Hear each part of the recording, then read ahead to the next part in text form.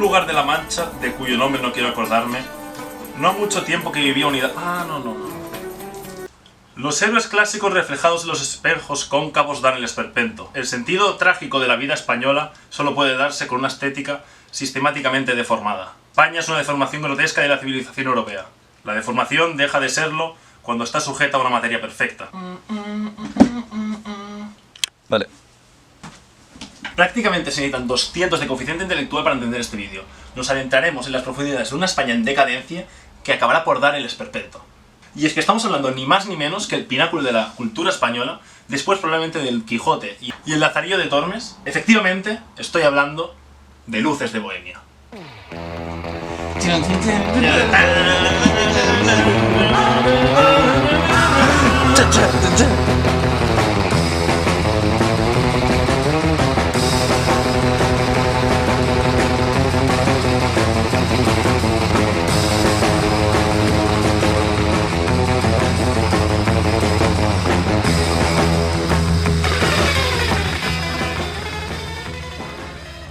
Ramón del Valle Inclán marca distancias con la sociedad a la que no sentía sino que desprecio. Él no usará personajes como portavoz de su ideología, pero sí que habrá un mensaje oculto dentro de ellos. Mediante la parodia y la deformación de estos personajes, hará una crítica fervorosa a la España de entonces.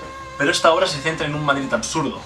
No es la España de entonces, sino en un Madrid absurdo, brillante y hambriento. Los acontecimientos aluden a la obra situada al final del siglo XIX, hasta el 1924 cuando fue publicada. Aun con esas, a lo largo de la historia hay ciertos anacronismos. Valle usa el tiempo de forma artificial y crea al final una atmósfera en la cual no es cronológica, sino hechos que podrían haber pasado en el 98, hechos que podrían haber pasado en el 1930, pasan coetáneamente para hacer una crítica completa en la obra. Podríamos decir que Luces de Bohemia se sitúa en los resultados de una España en decadencia, retratando a través de un espejo cóncavo de Madrid disturbios y manifestaciones callejeras. Se trata de la Babilonia madrileña. La gran parte de la obra se desarrolla de noche, pero al final saldrá la puesta de sol como el nacimiento de una nueva civilización, el renacer de esta con la muerte del protagonista, un nuevo amanecer. Se define como un Madrid absurdo. Además, siempre vivió de esa forma y tiene una actitud absurda, él lo va diciendo durante toda la obra. Vivo de forma absurda. Su vida es absurda, porque al final las imágenes más bellas en un espejo cóncavo son absurdas. También trata el tema del hambre, reflejado en el protagonista. Él sufre hambre porque de la pluma no se puede vivir en un país de ignorantes. Trata un periodo de tiempo más amplio que cubre el último cuarto del siglo XIX y traza un espejismo a lo que podemos asociar con la España de la Restauración. Valle es el historiador del mundo que acabó con él, el prestigio de un mundo derruido del cual él vio los restos caer. Le hicieron ver con escepticismo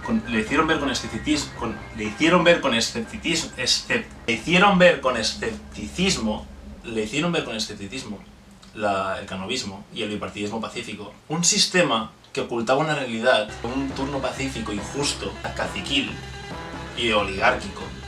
Esto concluiría con una intervención militar que acabaría por un golpe de estado de Primo de Rivera al año 1923.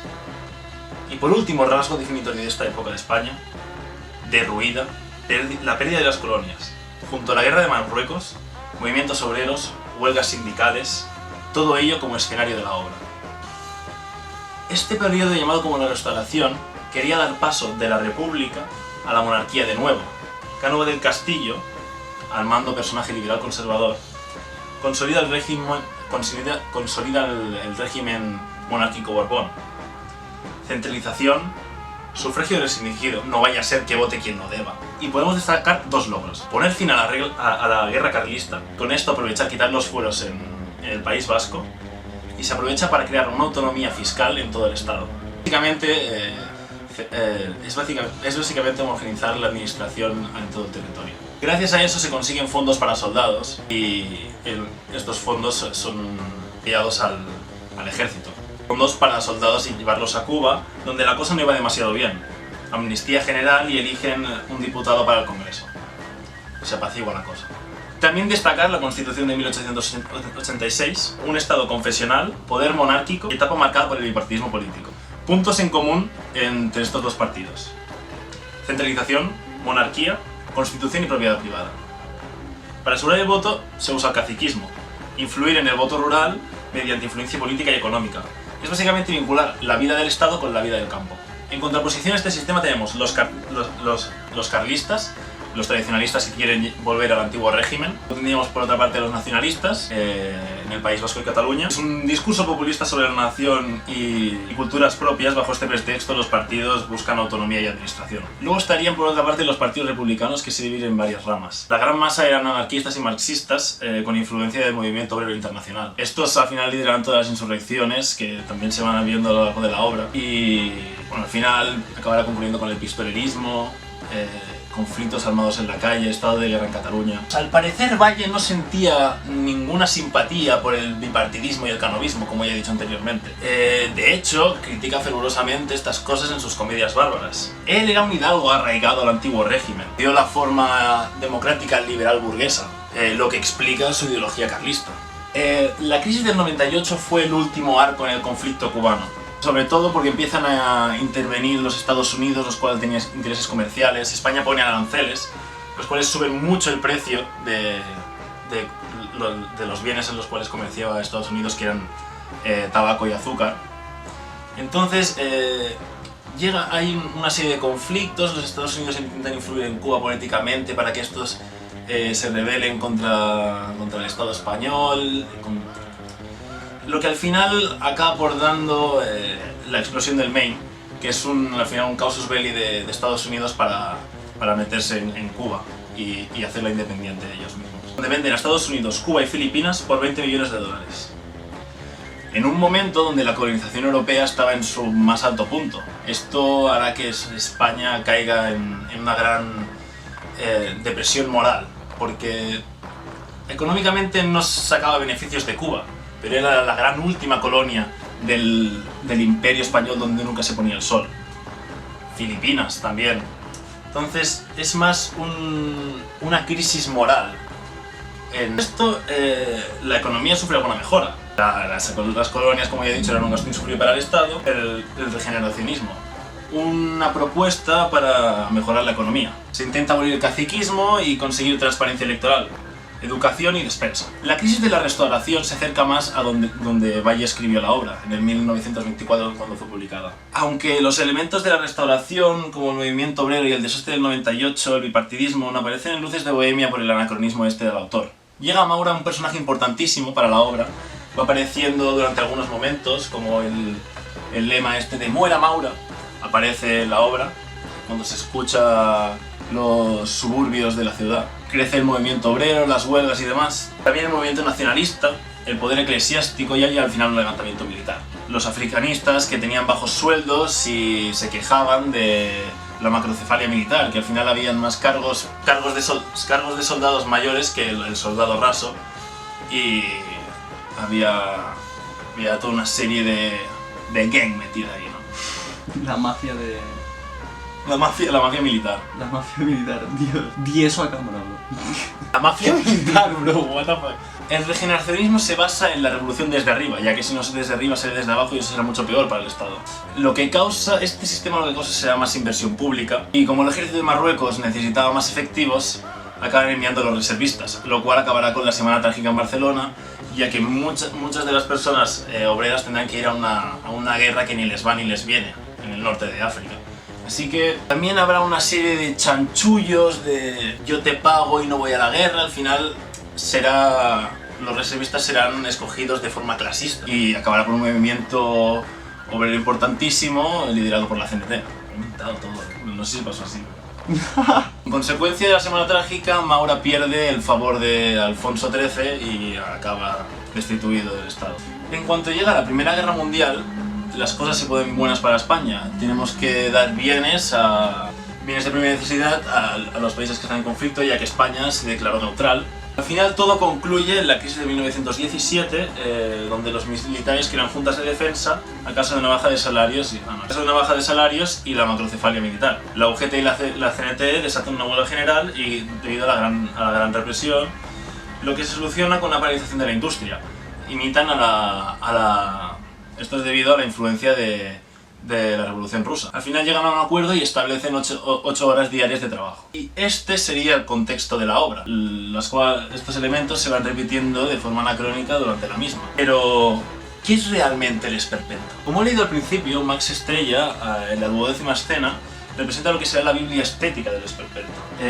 Valle Inclán habla de la deformación, del absurdo y del grotesco. Pone a Goya como predecesor estético de la misma. Por ejemplo, en esta escena segunda se habla de ¿qué sería de este corral nublado? ¿Qué seríamos los españoles acaso más tristes y menos coléricos? Quizá un poco más tontos, aunque no lo creo. Esto del corral habla sobre un cuadro de Goya que se llama Corral de Locos, creo, y es... al final representa lo que es España, ¿no? Un corral de gente loca que se mete tiros. Al final eso es lo que se ve de lejos. Es un modo de enfoque de la literatura del momento que se podrá asociar con el movimiento coetáneo de ese momento en Europa, que sería el expresionismo. Max, sin ser un portador de voz de Valle Inclán, cuando está en las últimas, dando cátedra de la estética esperpéntica, borracho, decaído y totalmente decadente, casi enloquecido y agonizante, un intento de que Max diga esas palabras. Pones un personaje decadente hablando de cosas eruditas con un mensaje político oculto del propio autor. Porque así dice: Goya como la estética del esperpento. Max dice: la tragedia no es nuestra tragedia, pues algo será, el esperpento. La tragedia ha quedado obsoleta.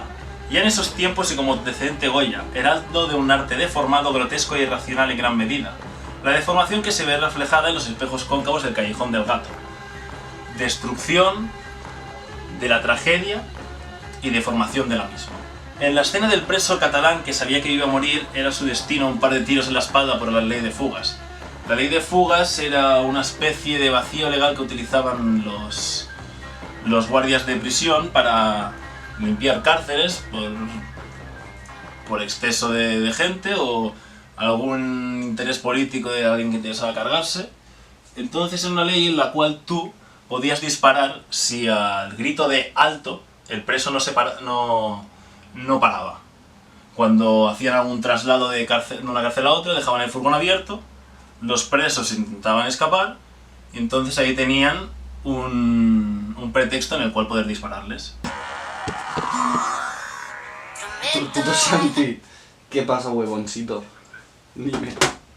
Hoy por la tarde-noche voy a un concierto, bro. Que voy a un concierto del Frank Lauren. Sí, bro. Por Barnalices. No sé, nosotros vamos a estar por Barcelona también. Dale, mándanos info tal, de a qué hora es y tal. Dale. Venga. Ha dicho que hay un cronopio. ¿Qué es que eso? Si queremos ir. No sé, ha dicho una cosa de leer poesía y pajeras de estas. Algo tienes, despídete, ¿no? Vale, despídete, Espérate que esté grabando, está grabando. Y bueno, eso sería el contexto histórico anacrónico de Luces de Bohemia. Una obra recomendadísima, la verdad. Espero que mi profe de castellano esté viendo esto ahora mismo, porque la verdad es que no me he leído el libro. Es el esperpento. His palms are sweaty, knees weak, arms are heavy. There's vomit on his sweater already. Mom's spaghetti, he's nervous, but on the surface he looks calm and ready to drop bombs. But he keeps on forgetting what he wrote down. The whole crowd goes so loud, he opens his mouth, but the words